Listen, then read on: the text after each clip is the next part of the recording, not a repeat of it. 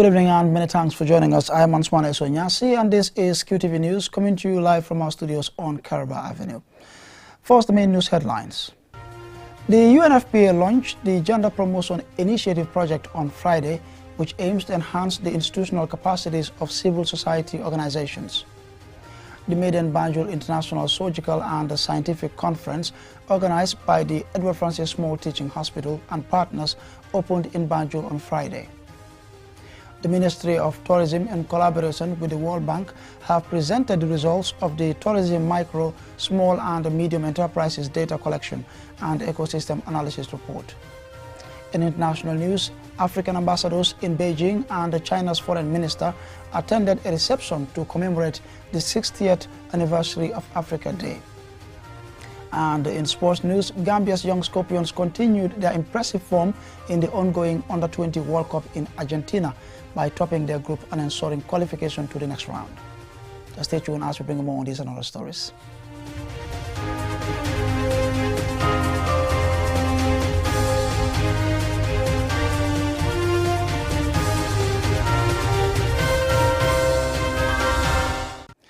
At the maiden Banjul International Surgical and Scientific Conference, organized by the Edward Francis Small Teaching Hospital in collaboration with FAB Foundation and the University of the Gambia, opened in Banjul on Friday.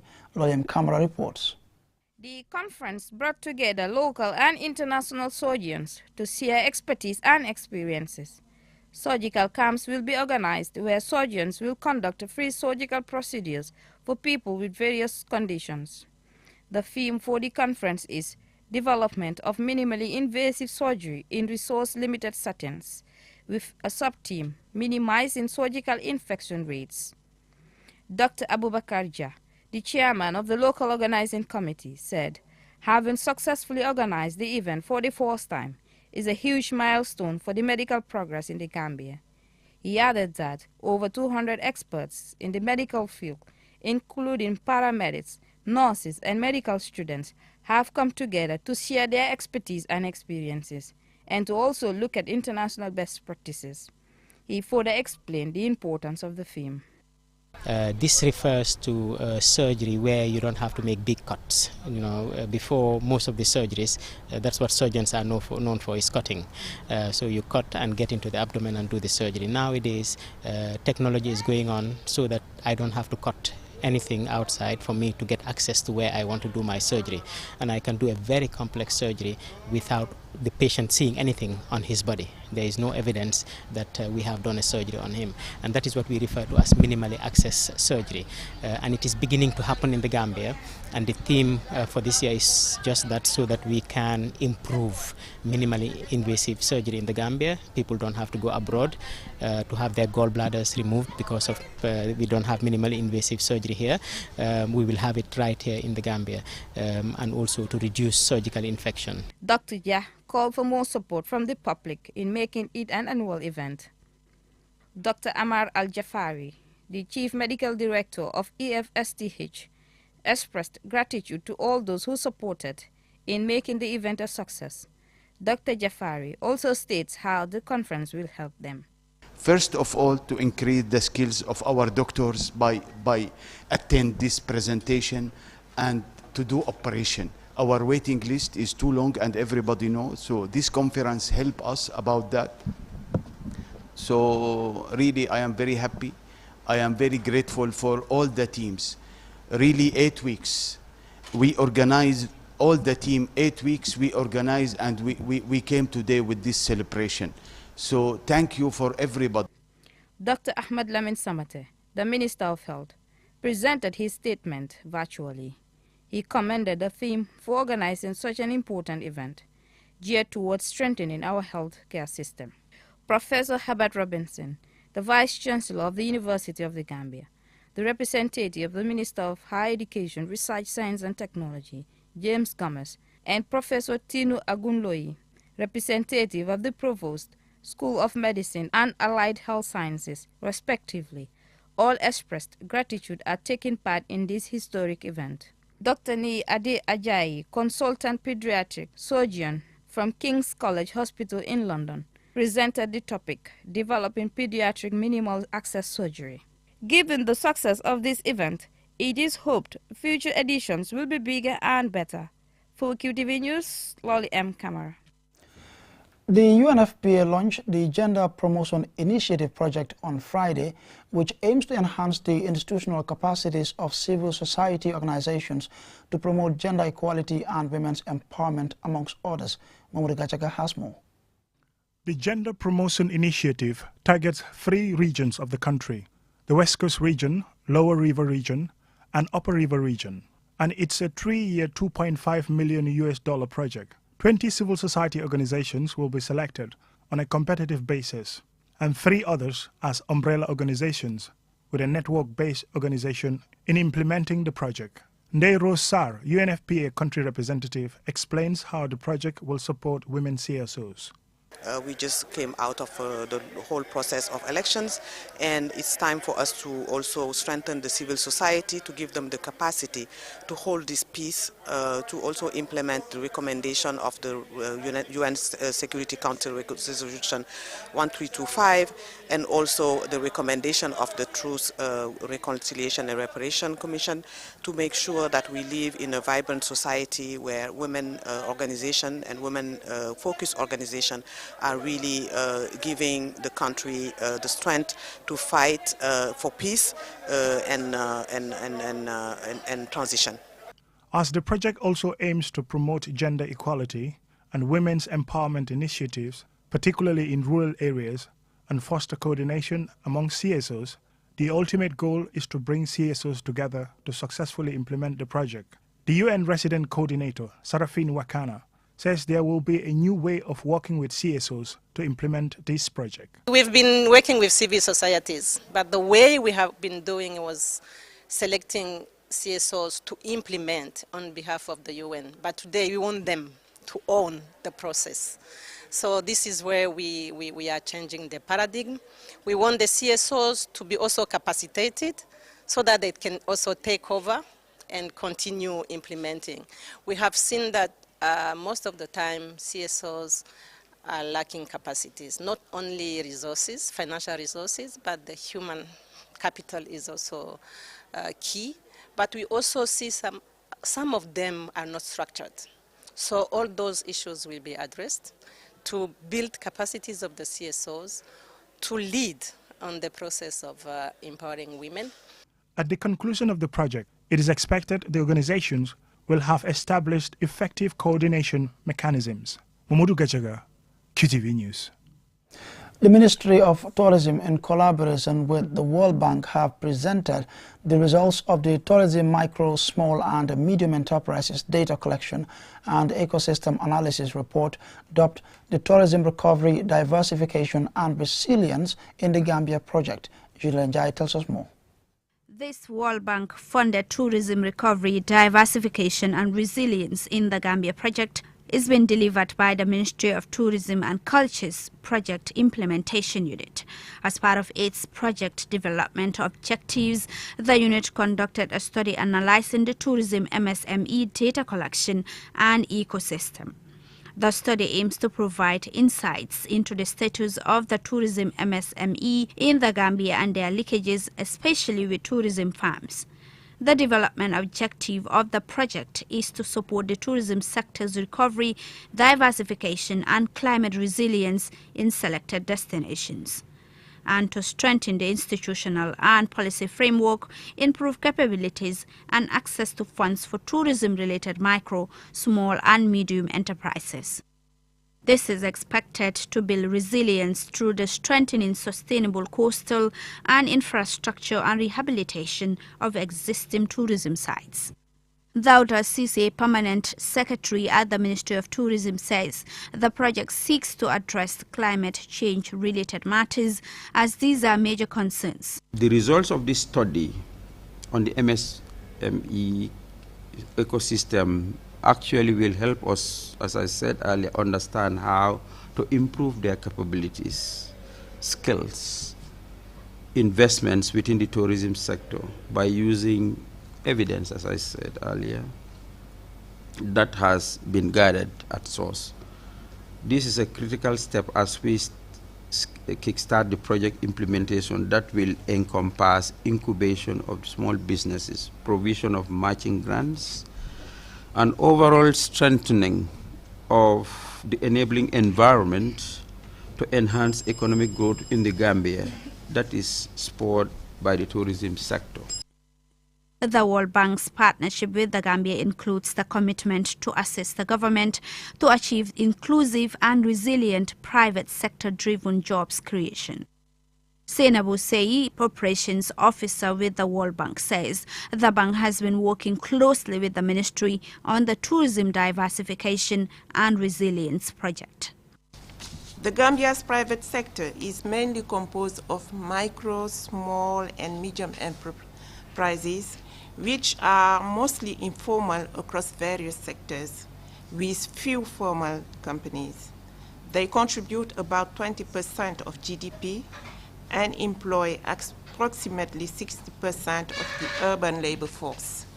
However, there have been limited spillovers for MSMEs, which face several constraints that prevent their growth. This is a missed opportunity. The study shows that nearly 38% of the main clients of the MSMEs are led firms in the sector such as hotels, restaurants, Category A tour operators, with tourists being the main clients of 62% of the MSMEs surveyed.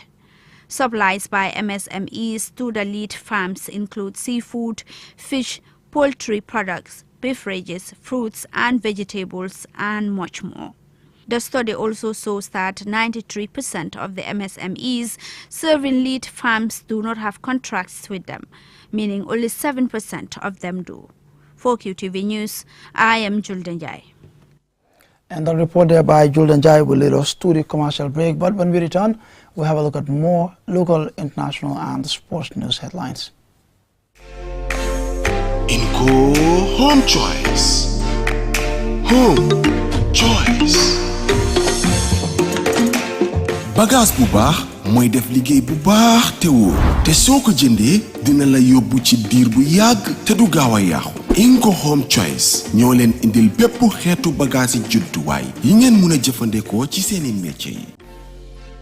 waaw ñun Inco fii leen day jëndee suñu bagage yi Inco lañ yombalee bagage yi dañ over baax quality bagage lañ lay jaay moo tax ñun liggéey bu ñoo def electrical plumbing boo ko jiwi Inco fii leen lay ñëw brika moom ñu jënd suñu bagage ñu bàyyi ko ba ci stand Serekunda fii waaye fii leen lay ñëwee bagage dina bagage lu waral loolu Inco dañ yombalee bagage number 1 number 2 seen bagage yi dañ over baax dañ over quality bagage yu si mel ni power tools accessories bench tools generator yu baax welding machines ak small construction equipments muy bagage yu baax yi ngeen mën a jëfandikoo bu ngeen ay samp ay kër. Because Inco mo fene la bagage so quality la garantie bi la bagage so bagage ñaasa ni mi satije ni ta fengo min na Inco ma so janga mang Gambia janga ma so folo den nga ñoo ma koy akole la ñaawo ñandi mbe nga wuli nga na Inco nga bagage so san seet si leen ñu si suñ maakaan yi nekk ci biir réew mi foofa sa Jinpex Kanifing Sukuta Jabang traffic light ak Birkama opposite Joko night club wala ngeen call ñu ci 532 5773 wala 341 7619 wala 739 8863 wala 303 9300 wala nga email ñu incogambia@gmail.com ak Inco Home Choice jafe-jafe ci wàllu bagage yi ngeen di jëfandikoo ci seen métier yi jeex na. Inco Home Choice. Inco Home Choice. Inco Home Choice. Hi, my name is Victor Lindelof. My name is Maya Lindelof. And we are proud UNICEF Sweden Goodwill Ambassadors. And right now we are in the Gambia to look at UNICEF's work here in the Gambia, and it's been truly inspiring. When our 2 sons were born, we made the very important decision to get them vaccinated to protect them from diseases.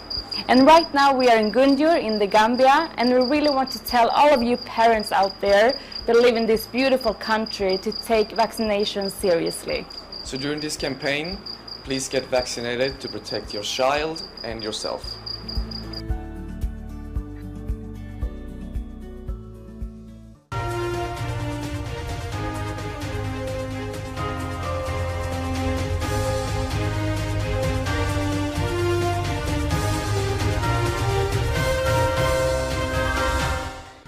Welcome back, and be reminded you're following QTV News, coming to you live from our studios on Kairaba Avenue. I am Ansman Esonyasi.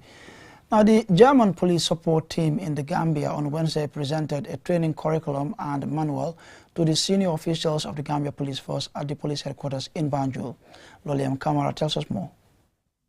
The manual aims to improve the welfare and future of the Gambia Police Force by making policing models more independent and public-oriented to ensure greater security and efficiency.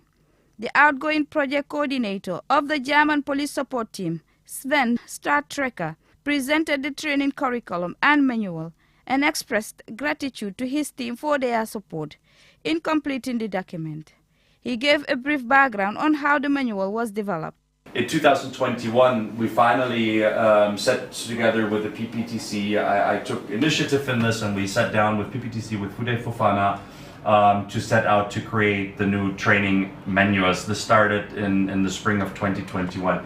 We had great support from Madame Endao from the Gambia College, which really actually helped us because none of us really knew how to write a curriculum. So we were able to, she gave us some insights, she made a great presentation on how should a curriculum look like, what should it contain, and so we went from there. So the curriculum was developed actually by all members of the Gambia Police Force.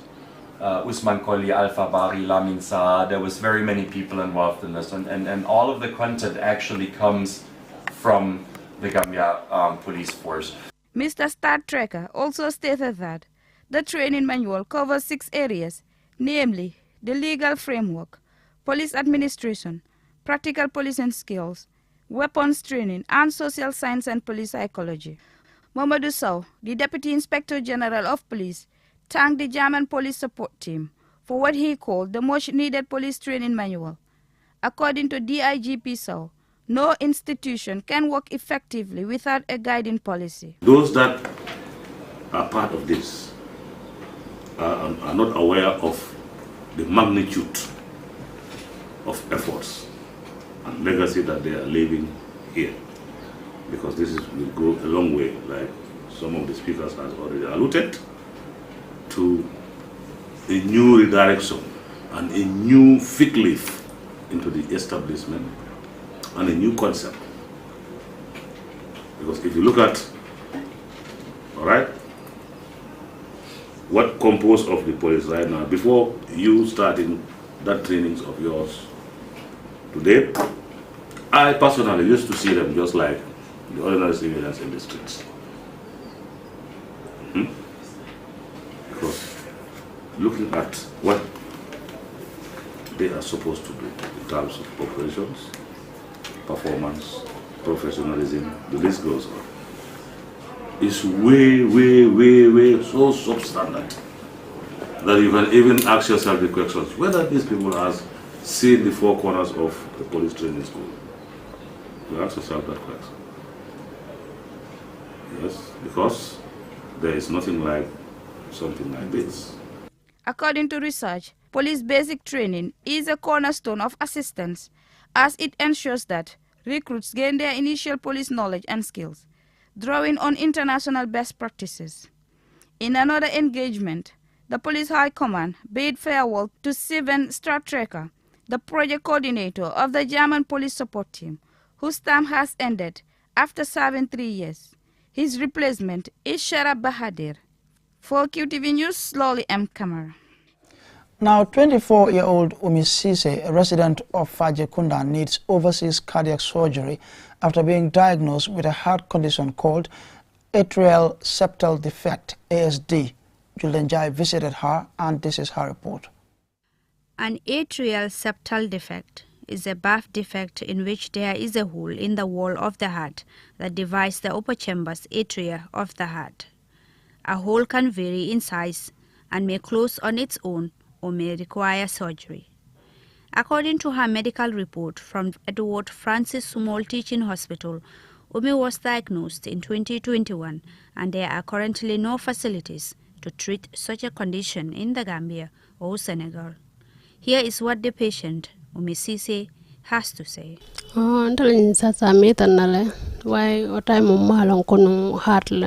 I have been battling with this condition for a long time. I did not know that I was suffering from atrial septal defect. I realize that even walking a short distance affects me. I get tired and breathless.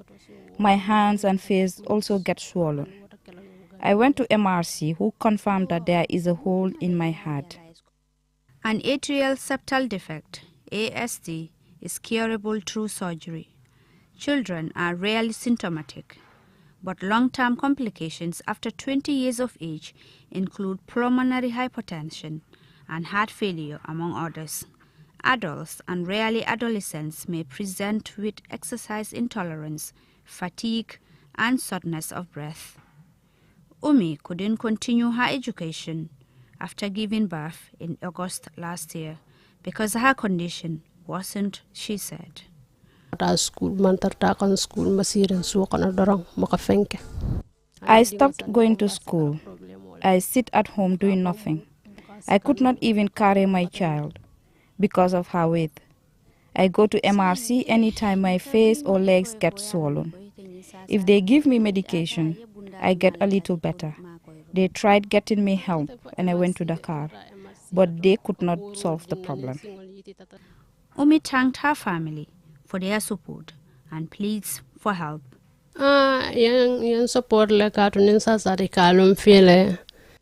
They have been supportive because whenever I fell sick, they take me to the hospital and they buy medicine for me.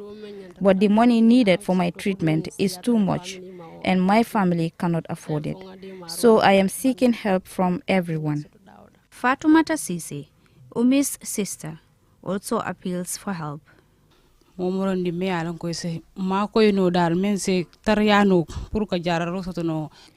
are seeking help from people. Any kind of help will be appreciated. We tried everywhere to cure her, but we could not still get help. That is why we decided to come to your medium for help.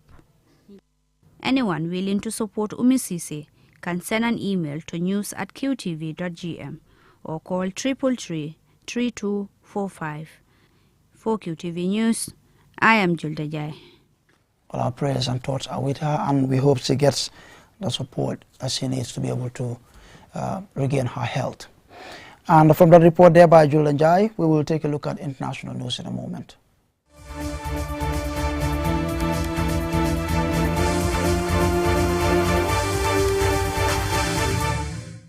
Now, African ambassadors in Beijing, together with China's foreign minister, attended a reception to commemorate the 60th anniversary of Africa Day. The event highlighted the state of the African continent, including development, security challenges, and economic opportunities. Meanwhile, China's foreign minister delivered a solidarity statement, stressing the importance of China-Africa cooperation for a shared future. Lamin Choi reports from Beijing. In the Nelson Mandela Hall in Beijing, members of the African Diplomatic Corps, together with their Chinese counterparts, are gathered to commemorate Africa Day. As in most parts of Africa, Africa Day is commemorated annually in Beijing. On the 60th anniversary of the historic day, the Dean of the African Diplomatic Corps in Beijing, Martin Pana, urges the need to reflect on the state of the continent and identify the causes of our challenges to realize the pledges made by the forefathers of our independence. I would also like to seize this opportunity to convey our best wishes to all Africans everywhere in the world. Today, Africans in the continent and indeed the diaspora are joined together in celebrating Africa Day, the most auspicious event on the continental calendar. The African diplomats take stock of Africa's political and socio-economic situation in the face of threats to democracy and security. These are believed to have contributed to the delay and the revising of ambitious AU agenda related to development, peace and security on the continent. Amidst development challenges facing Africa, the speakers at this event are confident that with resilience, unified commitment and efforts across the continent, there can be sustainable solutions. In support of that, the China-Africa Cooperation is seen as an opportunity for cooperation in several areas. Deme Konen is the Deputy Prime Minister of Ethiopia. The establishment of the OAU was one of the most historic decisions made by our Pan-African forefathers in the fight against colonialism. China's Foreign Minister Qin Gang congratulates and expresses his government's solidarity with Africa for cooperation. Foreign Minister Qin emphasizes the need for China and Africa to work together to firmly safeguard each other's legitimate rights and interests on matters concerning each other's sovereignty and development.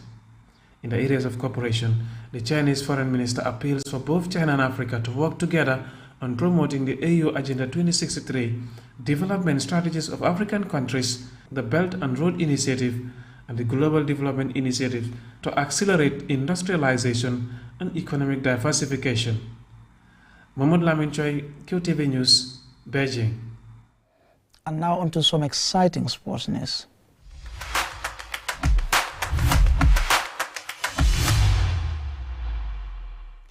So Gambia Scorpions continue their impressive form in the ongoing Under-20 World Cup in Argentina. They dispatched a highly fancied France side 2-1 to top their group and ensure qualification to the next round. More in this report.